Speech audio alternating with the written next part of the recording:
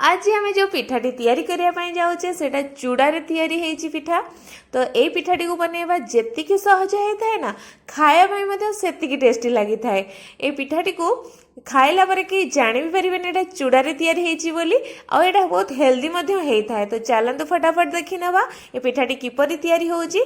तो तापाई मु कौन करना माने गोटे मेजरिंग कप नहीं से कप रे मापिकी मुझे चूड़ा 2 कप नहीं। तो आपण माने घरे जहाँ भी चूड़ा अच्छी पतला मोटा कि नाली जमीते चूड़ा अच्छी आपण ताको नहीं पारिबे। एबे कौन करवा ना से चूड़ारे पानी दे देकी या भल भाव आम कौन करवा ना 2 ରୁ 3 थर धोईकी नहीं आसवा कहीं से जी मैला थी बाहरी जीव आकु कौन करवा ना आमको बतुरेवा किसी भी दरकार नहीं। बस चूड़ा को आम धोई नेले आउ छाणिकी पूरा सुखा सुखा रखीदवा। एबे से कौन करवा ना जो मेजरिंग कप आप नहीं से कप रे मापिकी गोटे कप ए सुजी दे दूची। सुजी मोटा हेले चलो कि पतला हेले भी चलो जमतिया सुजी अच्छी आप सेमतिया नहीं पारे। तो एबे से कप रे मापिकी कौन करवा ना ये गोटे कप पूरा क्षीर देदेबा। आउ ये क्षीर देवा द्वारा कौन होता है ना पिठार टेस्टा बहुत ही भल आसी थाए। एबे फटाफट कौन करवा ना ये सब चूड़ा और सुजी को भल भाव में मिक्स कर नवा। आ देखि पारथिबे हमर ए गोटे कप ही क्षीर एथरे दरकार। आउ एबे भल भाव में मुझे गोड़े नहीं आपण देखि पारथिबे कहीं ना यहाँ टी फुलिया टाइम दरकार। तो एबे जेहेतु यहाँ मुझे भल भाव में गोड़े नहीं एबे याकू आम घोड़े नवा घोड़े की 10 ରୁ 15 मिनिट आम या छाड़ीदवा जेहेतु चूड़ा आउ सुजी को फुलिबा पाई। एबे 10 ରୁ 15 मिनिट भितर मुझे माने काढ़ी देखुची आपन को चूड़ा आउ सुजी भल भाव में से क्षीरटा को पूरा टाणी नहीं फुली जाइए सब जिनस।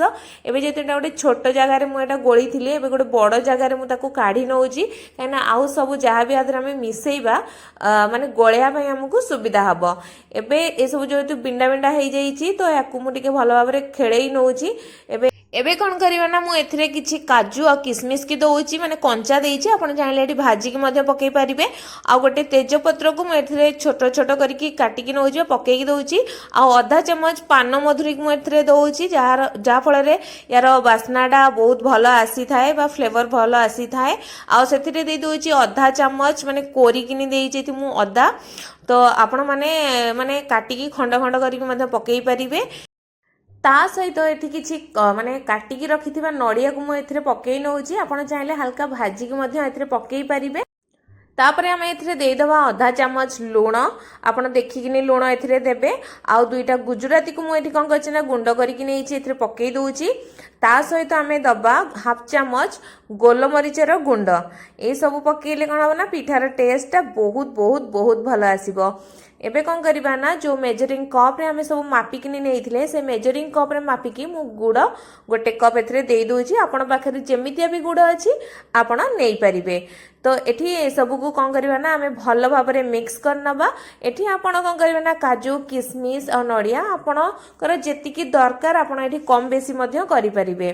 तो एबे कौन करवा ना जेटा टिके सुखला सुखला लागुची तो एथिरे आउ टिके कौन करवा ना आम क्षीर देदेवा बेसी देवेनी पानिया हो कहीं गुड़ भी आमर गुड़टा जो मेल्ट हम से भी टिके पानी माने पानी भाया से तो अल्प टिके क्षीर देकी या भल भाव में आम कौन करवा ना मिक्स करनवा जमी गुड़टा सहित भल भाव में गोड़े हो। एबे आपण देखि पारुथिबे ए सब बढ़िया भाव में पूरा मिक्स हो गलानी। आउ गुड़टा मध्य सहित टिके माने मेल्ट हो गलानी जेहेतु मुझे पानिया गुड़ नहीं आप चाहिए गुंड गुड़ भी नेले एटा आराम से एथिरे मेल्ट हो। आपण कंसिस्टेंसी देखुथिबे एबे एपरि भाव में आम कौन करवा ना आर कंसिस्टेंसी टाକୁ रखिबा बेसी पतला एठी करबा नाही। तो ये शेष में आम कौन करवा ना जेहेतु ये सब पूरा मिक्स हो गलानी आम गोटे चमच ए गुआ घी देदेवा। माने पिठार यदि गुआ घी नथिबो ताहले तार वासना ही आसीबनी। तो तार आउ टिके वासना आसिया पाई बा बहुत ही भल लागिबा पाई आम से दे दउचे कौन ना गोटे चमच गुआ घी। आउ एबे सेथिरे मु बहुत अल्प टिके खाइबा सोडा दे दउची एटा टिके फुलिबारे सहायता करिवो माने जेते अल्प चाहिए आपण एथिरे पकई पारिबे। एबे ए सब को पूरा आम भल भाव में आउ टिके मिक्स करनबा। एबे हमर पूरा माने बैटरटा पूरा रेडी हो जाइए आपण माने देखि पारथिबे। एबे नेक्स्ट प्रोसेस रे हमें कौन करवा मुझे गोटे केक टिन नहीं आधे घी अल्प पकईकी भल भाव में लगे नौची। आपण पाखे जहाँ भी थी माने सिल्भर पात्र माने जदि कंसा फंसा भी किसी भी थी आपण पात्र जेकोसी सिल्भर पात्र नहीं पारे। तो नहले कड़े भी आपण करें नहले प्रेशर कुकर में आपण को बनई पारे। एबे आपण माने देखि पारुथिबे पूरा घिओटा आमे केक टिन ने पूरा लगेई नैचे।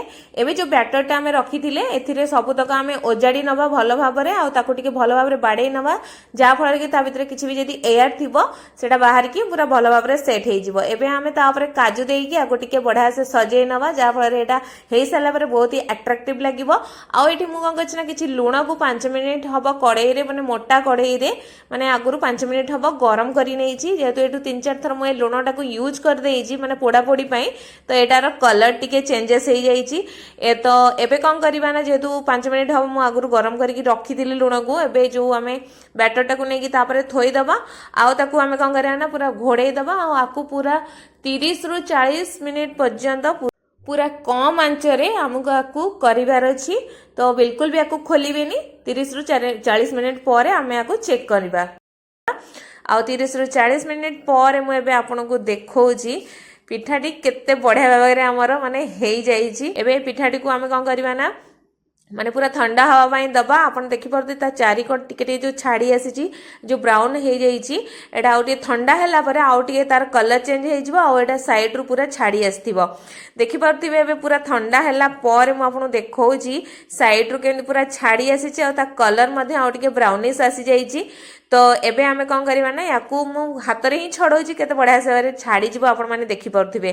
तो एबे याकू आमे एमती उल्टै नबा आउ काटिकिनी मु आपण को देखौछि जे पिठाटीर माने टेक्सचर केमिति हेइछि आ पिठाटी केते बढ़िया मध्ये हेइछि एकाउ केते नरम भी हेइछि आपण देखि परथिबे। तो आपण माने एमती चूड़ारे गोटे बहुत ही हेल्दी पिठा बनातु निश्चय घरे बहुत कम समय मध्य रे यदि किछि नथिबो। तो आउ किपर लागला हम कमेंट बॉक्स रे कमेंट करी निश्चय जणातु। धन्यवाद।